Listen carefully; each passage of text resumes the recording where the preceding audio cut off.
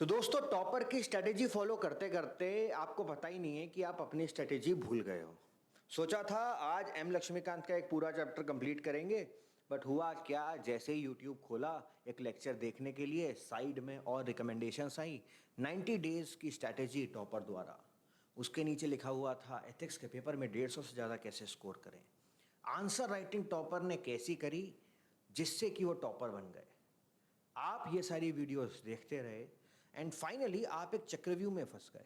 वो चक्रव्यूह क्या था? वो चक्रव्यूह ये था कि आप अपनी किताबों के ऊपर डाउट करने लगे, अपने टीचर्स के ऊपर, अपनी कोचिंग के ऊपर, अपने खुद के सपनों के ऊपर आप डाउट करने लगे कि टॉपर तो पहले से ही बहुत ज़्यादा पढ़ाकू बच्चे थे, उन्होंने और 10-10, 12-12, 15-15 घंटे की पढ़ाई करी और उस पढ़ाई की वजह से वो टॉपर बन गए। आपने उनकी स्ट्रैटेजीज देखी, सुबह 4 बजे उठना, 5 बजे उठना, शाम तक पढ़ते रहना, लाइब्रेरी में जाके पढ़ाई करना, और इन सारी चीज़ों के झमेले में, चक्कर में, वो जो 1 घंटा आपने सोचा था कि आप एम लक्ष्मीकांत का एक चैप्टर पूरा करोगे, वो चैप्टर तो पूरा हुआ ही नहीं, बल्कि आप जिन चीज़ों को मोटिवेशन के चक्कर में देख रहे थे, फाइनली वो चीज़ें आप लोगों के लिए एक डीमोटिवेशन के रूप में ट्रांसफॉर्म हो गई।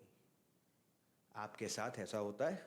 अगर ऐसा होता है तो ये छोटी सी वीडियो आप लोगों के लिए बहुत ज़रूरी है, और अगर आपका कोई और दोस्त यूपीएससी की तैयारी कर रहा हो तो इस वीडियो को उस तक पहुंचाना आपकी एक नैतिक जिम्मेदारी है।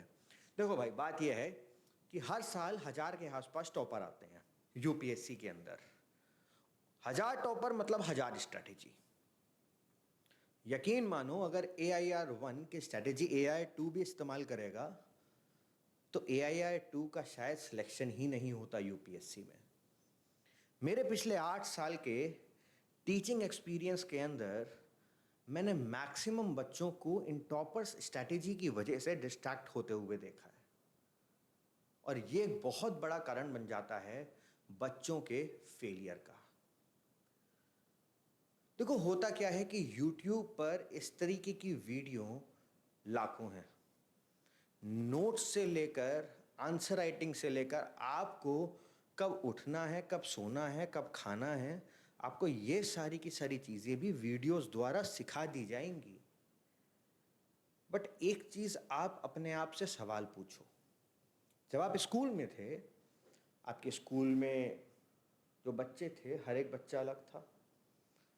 आपकी अपनी क्लास के अंदर वही बच्चा सेम टीचर से पढ़ता है, सेम बेंच पे बैठते हैं, तब भी दोनों बच्चों के अलग नंबर आते हैं, क्योंकि बच्चों के बैकग्राउंड, बच्चों की थिंकिंग एबिलिटी, उनकी एनालिटिकल स्किल्स, पेडागॉजिकल चीज़ें जो उनको सिखाई जाती हैं, ये सब चीज़ें एक बच्चे की ग्रोथ और मेंटल डेवलपमेंट में बहुत काम आती हैं, और हर एक बच्चा डिफरेंट होता है। This is the major reason कि यूपीएससी एक ऐसा एग्जाम है जो आपसे हिस्ट्री भी पूछेगा, ज्योग्राफी भी पूछेगा, पॉलिटी भी पूछेगा, साइंस एंड टेक भी पूछेगा, एथिक्स भी पूछ लेगा, आपका ऑप्शनल भी पूछ लेगा, आपसे लिखना भी सिखा देगा, आपसे क्वांट भी पूछी जाएगी, रीजनिंग भी पूछी जाएगी, डिसीजन मेकिंग भी पूछी जाएगी। ये सारी की सारी चीज़ें आपसे पूछी जाती हैं जिससे कि एक डाइवर्सिफाइड बच्चा यूपीएससी क्रैक करके ऑफिसर का पद हासिल कर सके। जब आपके स्कूल में एक ही बेंच पे बैठे हुए दो बच्चे एक ही टीचर से पढ़ने के बाद सेम नंबर स्कोर नहीं कर सकते, तो तुम लोग क्यों ब्लाइंडली टॉपर्स को फॉलो करके अपने खुद की स्ट्रेटेजी भूलकर, अपने खुद के तरीके भूलकर अपने सपनों को दांव पे लगाते हो? टॉपर्स स्ट्रेटेजी देखना कि गलत बात नहीं है, देखो, सीखो भी, पर कितना? गांधी जी भी कहते थे ना कि मिलावट उतनी होनी चाहिए जितने आटे में नमक के बराबर। तो किसी से कुछ सीखना है तो नमक जितना सीखो, पर आप लोग तो पूरे ही आटे को नमक बनाने पे तुले रहते हो, एंड फाइनली आप एक ट्रैप में फंस जाते हो, और ये ट्रैप आपको सक्सेसफुल होने से रोक देता है, क्योंकि आप किसी को कॉपी कर रहे थे, आपने खुद से अपनी स्ट्रेटेजी डिकोड नहीं करी, अपनी खुद की स्ट्रेंथ और वीकनेसेस पे काम नहीं किया। जो किताबें पढ़ रहे थे आपने उनको छोड़कर टॉपर्स वाली किताबें या टॉपर्स वाले नोट्स इस्तेमाल करने चालू कर दिए।